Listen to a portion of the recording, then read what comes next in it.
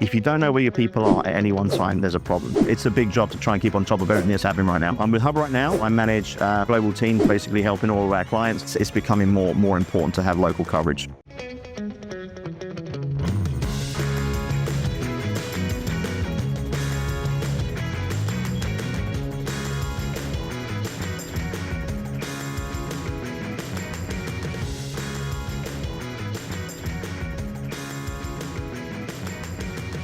Hello, my name is Jason Reichl, and you're listening to Risk Management Brick by Brick.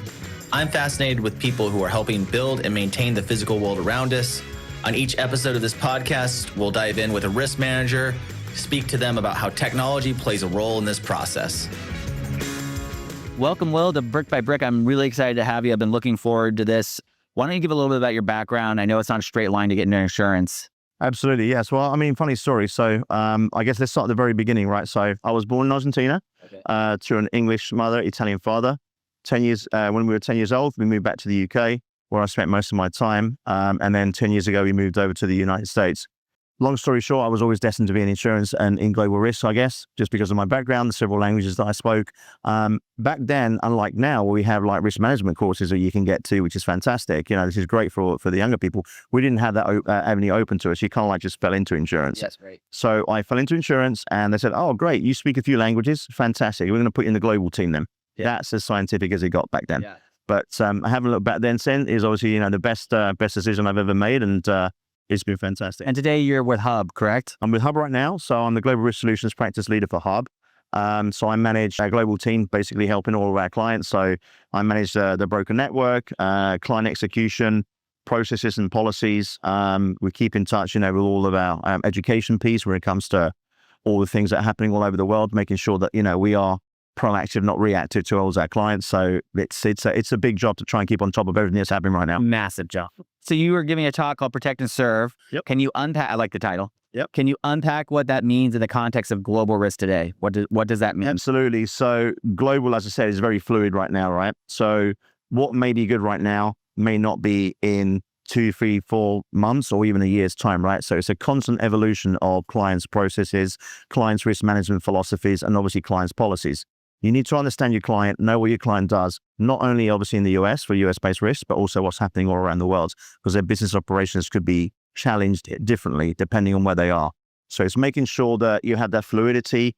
You're able to obviously protect your clients fully with emerging risks, and then obviously to the swerve part, which is obviously, you know, sometimes you have to change direction and like what's policy is fit. One policy is fit one time, may not be, you know, in a few months' time. So you have to kind of like be able to swerve. So really, it's a call to arms that you have to not do business as normal. Things are shifting. Correct. So what are some of those major global risks that are shifting? Yeah, I mean, right now, so the big things for, I think, most of our clients right now, obviously, geopolitical risk is the biggest topic, always has been for a while. I think it was in the Insurance Journal late last year, 30% of business leaders consider that to be their biggest risk. I think that's still the case. Cybersecurity is still a massive problem as well. So we need to make sure that, you know, we have right policies in place for our clients. The way that we probably cover cyber is probably starting to change now, whereas before it was very much a situation of like, well, we cover it from the US and like we'll cover the whole world.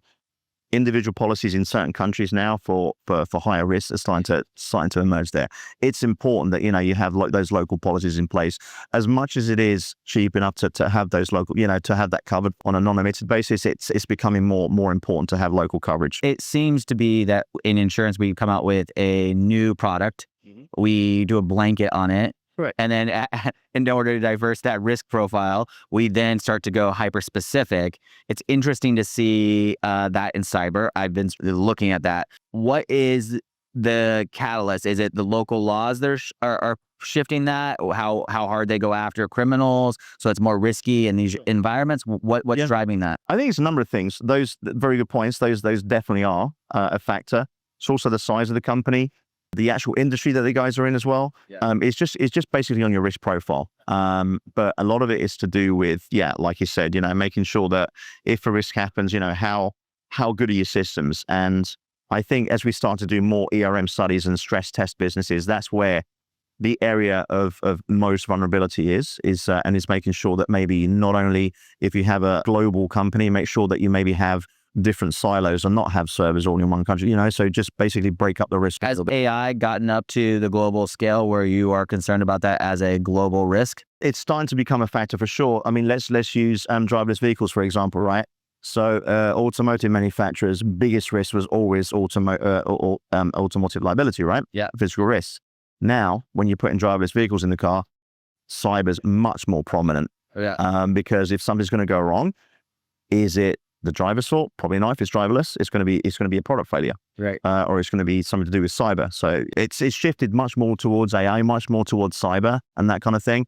And the way that you look at your product for those particular vehicles is not just basically the physical car now. It's actually the product that's in there. It's probably more important.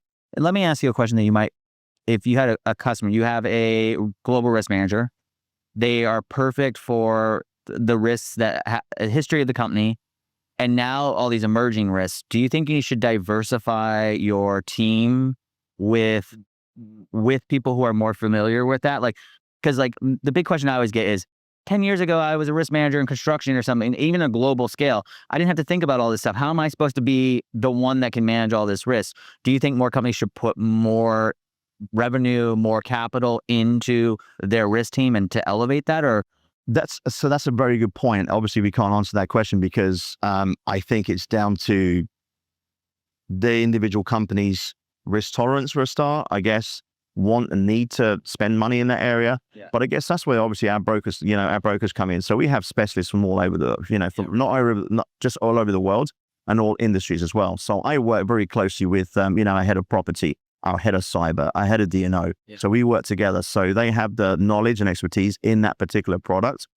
I'm able to kind of help them take that to the next level and do that on a global basis. Right. So by working together, and that's where we can help a lot of risk managers who don't have that capital to be able to have these big teams. But yeah, I mean, ideally, it makes sense. What about flexibility without compromising core protections? How do you manage on a global scale being flexible so that, without risk, there is no business, but, you need these core protections? It seems almost like an impossible task. Yeah, no, it does. Yeah, it's just finding good strategic partners in your broker for insured, how are you able to stay flexible? Not just with your broker, but with your carrier partners too, as well. So I mean, I spoke about it in my talk earlier, right? It's having that right business partner to make sure that carrier can also grow with you. There's nothing worse than saying, this is a great policy for you, but if you're in more than 3 or 4 countries, we can't help you because either they can't issue paper, or they don't have the right coverage, or they just don't like the risk.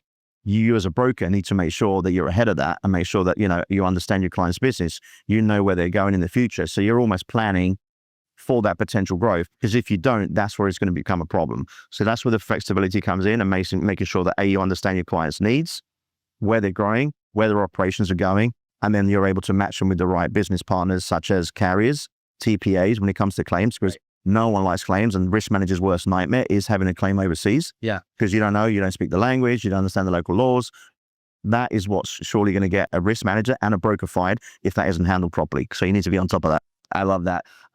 You've led a lot of diverse teams across your career. What leadership principles have remained true across roles and borders?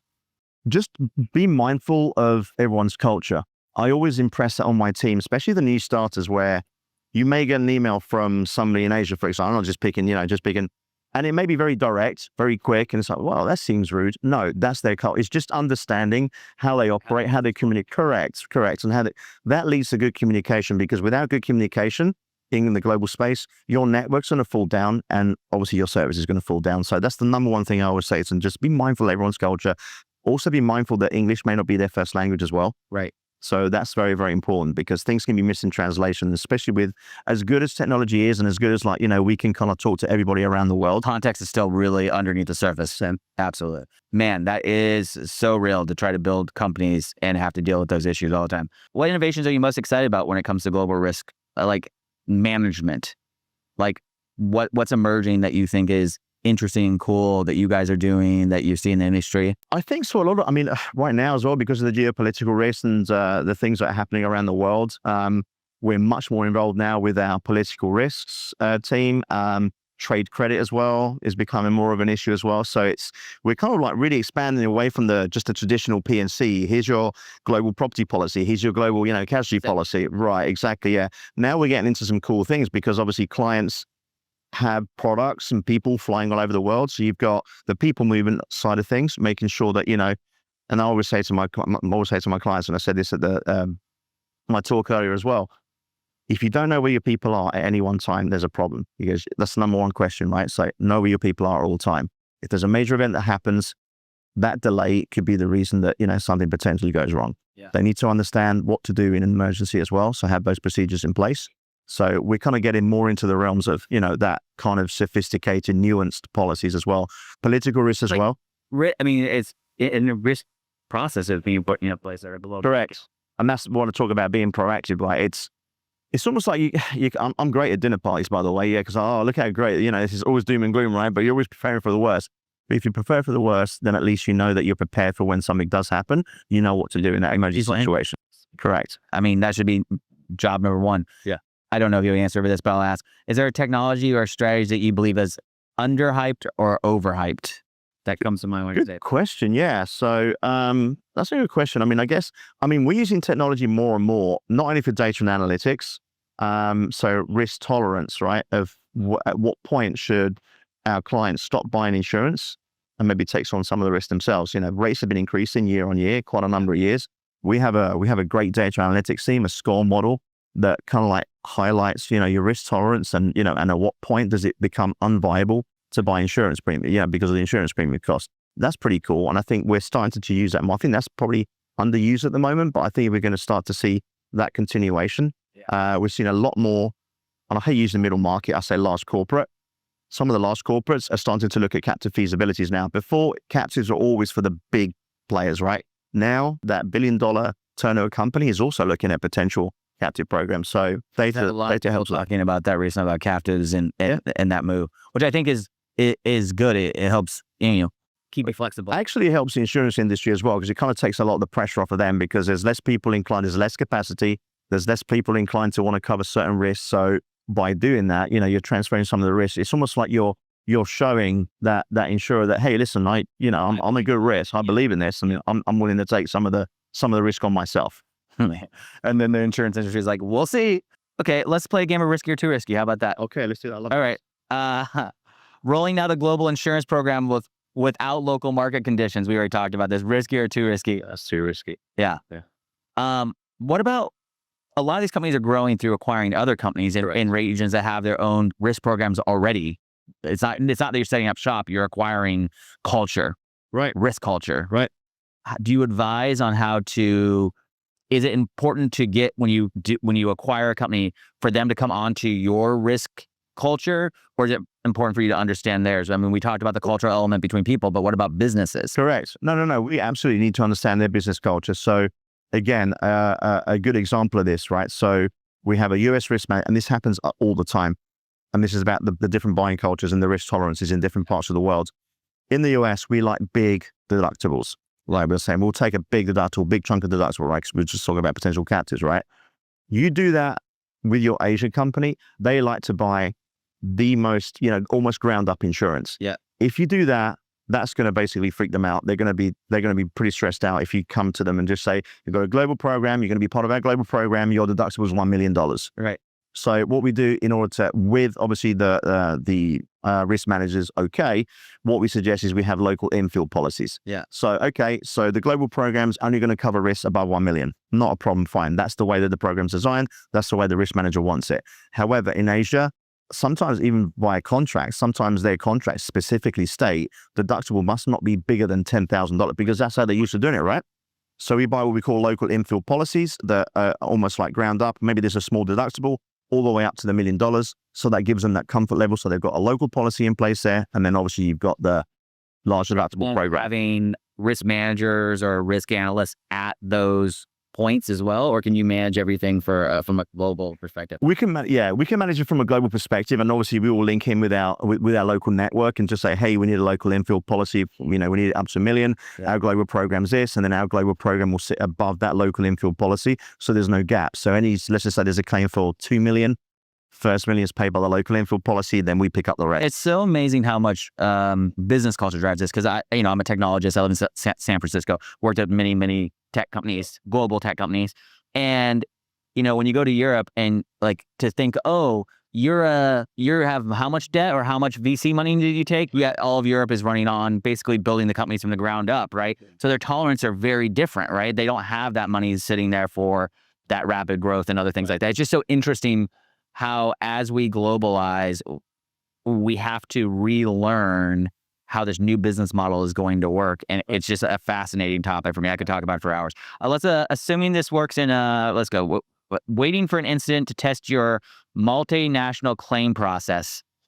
Yeah, that's too risky. Yeah, absolutely not. Yeah, sorry. That's okay. I mean, that's a fair question. Some people do. Some people test it. I mean, if you want to test it that way, none of my clients do it that way. But I mean, that's good for you. But that's I'm gonna roll the dice. Go to Vegas. Claiming your program is global when it only covers 3 countries. Risky or too risky? No, it's not too risky because I mean, and again, right? What does global mean? You know, if you're outside the US, yeah, you are global, absolutely. And I don't like to bucket that because you can still be a complex and large client, but only have locations in 2 or 3 countries. Doesn't make you less of a large client. It really doesn't. That's not the way we look at it. Yeah. We look at the risk. If you're outside the US, Factors. Correct. Yeah. I love that. Piece of advice you would give someone entering into the industry? Don't do it. No, it's honestly, it's the best industry. I kind of fell into it by accident. Okay, I'll tell you another funny story. When I originally applied, I was 22 years old. I was obviously living in the UK. I'm thinking I need to find a job. I actually thought, and back then it was just newspaper articles. It wasn't online or anything like that. So there was kind of like a misprint in the paper. I thought I was applying to a company called Maersk, you know, the shipping company Maersk. Yeah, it's great. Send off my application, fine. 2 weeks later, get a call from somebody. Hey, it's Steve from Marsh. I don't know who you are. Yeah. Put the phone down. I put the phone down 2 or 3 times. He goes, you send your application. He goes, I did not send an application. There was a misprint in the paper. I was applying for Marsh Brokers, not Maersk. Yeah. So I fell into insurance that way. Right, exactly. I thought I was getting into logistics. I went into insurance. But honestly, it's a really cool industry. I know people don't look at it that way, but I think that's an incorrect way to look at it. It's basically almost recession-proof. COVID proved that. I'd never been as busy as I had been during that COVID time. Right. Trying to help get claims paid for my clients, trying to claw premiums back from my clients. It's one of those industries that they need us. Yeah. They don't know they need us until something's gone wrong. Right. But we're there for them when it does. Thank you for building, the global brick by brick. I love being a part of this industry because I really like that we build the built world, and that feels good to be contributing to it. So thank you very much, Will. I appreciate it. I appreciate it. Thank you, man.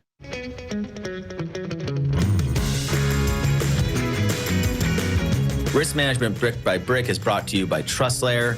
Find out how TrustLayer manages risk so that the people can build the physical world around us. Head over to TrustLayer.io and then make sure to subscribe to Risk Management Brick by Brick on Apple Podcasts, Spotify, or wherever you get your podcasts.